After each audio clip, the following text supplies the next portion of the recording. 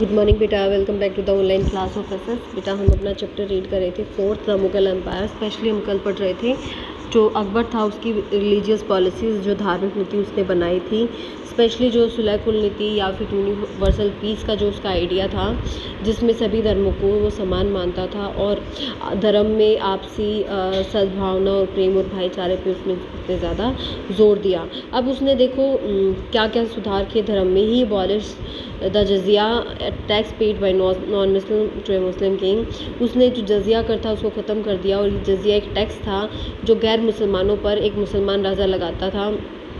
Hindus including the Rajput princesses he married were allowed to freedom of worship. हिंदुओं को जो अपने धर्म की पूजा करने के लिए अलाउ किया गया। स्पेशली जो राजपूत राजकुमारियाँ थी जिससे उसने शादी की, उनको भी उनके धर्म को फॉलो करने का उसने अलाउ किया। पिलग्रिमेज टैक्स वॉज अबॉलिश्ड हाँ, जो तीर्थ यात्राओं पर कर लगाया जाता था वो भी ख़त्म कर दिया गया। Mansabs were given to deserving Hindus. जो मनसब थे, जो ज़मीन थी, वो ऐसे हिंदुओं को दिए गए जो ज़्यादा डिज़र्व करते थे या ज़्यादा योग्य थे। टोडरमल, मानसिंह और बीरबल ये हिंदू ही थे, और उसके दरबार में इनको बहुत ऊंचे ऊंचे ओहदों पर या फिर ऑफिसेज या फिर पदों पर नियुक्त किया गया था। No discrimination was made on the basis of religion for employment. रोजगार के क्षेत्र में धर्म के आधार पर कोई भेदभाव नहीं किया जाता था। Abul Fazl helped Akbar in framing the vision of governance around this idea of Sulh Kul. The principle of governance was following by Jahangir and Shahjahan as well. जो अबुल फजल थे उसने अकबर को सरकार का जो नज़रिया था इस सुलह कुल की नीति के अनुसार बनाने में काफ़ी मदद की। जो सरकार के जो सिद्धांत थे, यही सभी सिद्धांत जहांगीर और शाहजहाँ ने भी फॉलो किए। रेवेन्यू सिस्टम या फिर लगान प्रणाली। With the help of revenue ministers Todarmal Akbar introduce the following measures to generate revenue.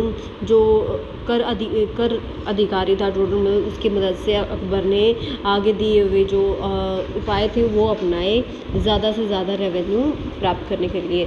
सबसे पहले land was properly measured and assessed. जो ज़मीन थी उसको उचित रूप से उसको मापा जाता था और उसका मूल्यांकन किया जाता था। Average produce was calculated basis of previous 10 years. पिछले 10 सालों के आधार पर औसत जो उपज की गणना की जाती थी। 1/3 of the revenue was fix for the state. राज्य के लिए उपज का 1/3 जो रेवेन्यू था वो रख लिया जाता था, 1/3 हिस्सा।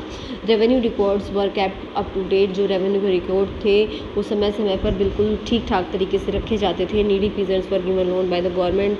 ज़रूरतमंद किसानों को सरकार लोन देती थी। इन केस ऑफ ड्रॉट और floods the revenue was often cancelled by the king. बाढ़, सूखा या अकाल के समय में जो लैंड रेवेन्यू था उसको वो ख़त्म कर दिया जाता था।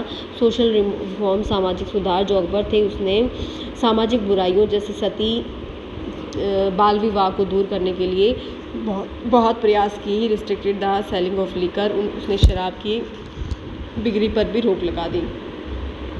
अकबर्स एडमिनिस्ट्रेशन, अकबर का प्रशासन। Akbar was the supreme commander of the army. He established a centralised administration and ruled with the help of various minister who were appointed by him. Akbar अपनी सेना का मुख्य सेनापति था। उसने प्रशासन को केंद्रीकृत किया और वो अलग अलग मंत्रियों की मदद से शासन करता था। He had the right and power to dismiss them also if someone did not come up to his expectation. अगर कोई उसकी उम्मीदों पर खरा नहीं उतरता तो वो उसको पद से हटा भी सकता था। वजीर advise him on all matters of administration. वजीर उसको प्रशासन के सभी मामलों में सलाह देता था। Diwan looked after the revenue affairs and Bakhshi was the military adviser.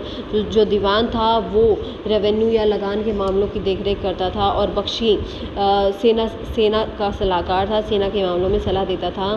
Qazi looked after judiciary and royal household was looked after by Khan-i समन।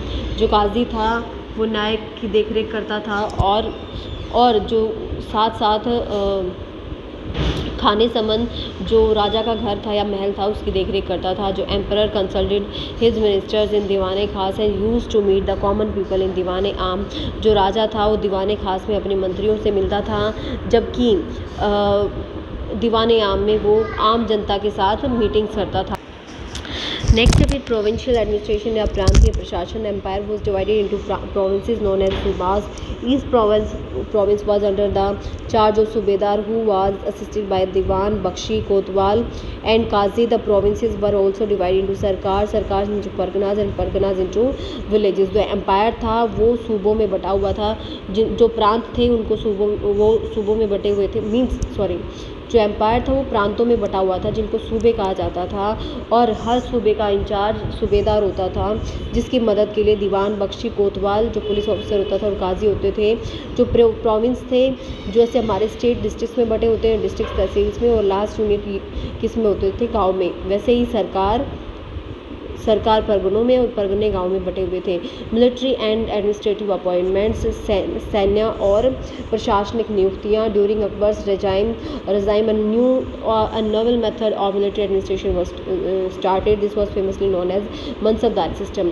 अकबर के शासनकाल में एक नया सैन्य प्रशासन का जो तरीका था वो शुरू किया गया, जिसको मनसबदारी प्रणाली कहा जाता था। Mansab is an Arabic word which means a rank और पोजीशन। मनसब एक अरबी भाषा का शब्द है जिसका मतलब होता है पद या ओहदा। Every military and civil official was given a mansab and called a mansabdar.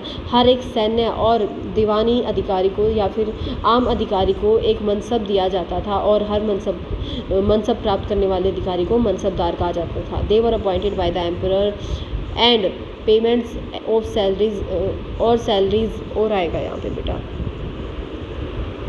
और salaries made either in cash और even given jagirs the revenue of which left to them. अब देखो उनको ये जो मनसबदार होता था उनकी नियुक्ति राजा करता था, और इनकी जो सैलरी थी वो या तो कैश में दी जाती थी या फिर उनको जो जागीर या ज़मीन दी जाती थी वहाँ से मिलने वाला रेवेन्यू उनकी सैलरीज के रूप में वो कलेक्ट करते थे। It was a grading system use by Mughals to fix rank, salary and military responsibility. ये एक ग्रेडिंग या श्रेणीकृत प्रणाली थी जिसको मुगलों ने शुरू किया ताकि वो रैंक, पद, सैलरी, तनख्वाह और सैन्य उत्तरदायित्व फिक्स कर सकें। The rank and salary was determined by the number of horses and horsemen which he maintained. The number of people under his command were graded and grades as जात। For example, mansabdar with जात of 7,000 was the highest and 20 was the lowest। अब देखो जो मनसबदार था उसकी rank और salary उसके पास जो घोड़े और घोड़ों की संख्या होती थी उसके आधार पर फिक्स की जाती थी। वो जितने भी आदमी रखता था उन अपनी कमांड के लिए या फिर युद्ध में ले जाने के लिए उनको जाट की ग्रेड दी जाती थी। एग्जाम्पल के लिए एक मनसबदार जिसके पास 70,000 जाट्स होते थे उसको वो सबसे बड़ा मनसबदार होता था, और एक मनसबदार बनने के लिए कम से कम 20 जाट उसको रखने पड़ते थे। Each mansabdar was suppose to maintain a number of horseman. The mansabdar was to bring horse and horseman for a review, get the man registered and horse branded. अब जो हर मनसबदार था उसको घोड़े और घुड़सवार रखने होते थे। जो मनसबदार था उसको घोड़ों और घुड़सवारों की जांच करवानी होती थी, लोगों का रजिस्ट्रेशन नामांकन करवाना पड़ता था, और घोड़ों पे दाग लगवाने पड़ते थे या फिर उनको ब्रांड करवाया जाता था। Then he got money for a payment of their salary. फिर इतना सब करवाने के बाद ही उसको उनकी सैलरी के रूप में पैसे मिलते थे। मनसबदारी वाज नॉट हेरिडेटरी। मनसबदारी अनुवांशिक नहीं था। इसका मतलब ये है कि हर मनसबदार का बेटा मनसबदार नहीं बनता था। The mansabdars were recruited from different background like Turanis, Iranis, Afghans, Rajput, Indian, Muslim etcetera. जो मनसबदार थे ये अलग अलग बैकग्राउंड से या परिवारों से आते थे। कुछ तुरानी जो सेंट्रल एशियन ट्राइब होती थी, फिर ईरानीज़, अफ़गान और राजपूत और इंडियन मुस्लिम से भी इनको रिक्रूट किया जाता था। This was done because his empire had expanded to different parts of the country. ये ऐसा इसलिए किया जाता था क्योंकि उसका जो एम्पायर था वो देश के अलग अलग हिस्सों में फैला हुआ था। यहीं तक पढ़ेंगे बेटा, इसको पढ़ें, डाउट्स है तो डाउट सेशन में क्लियर करें। Keep studying and have a nice day.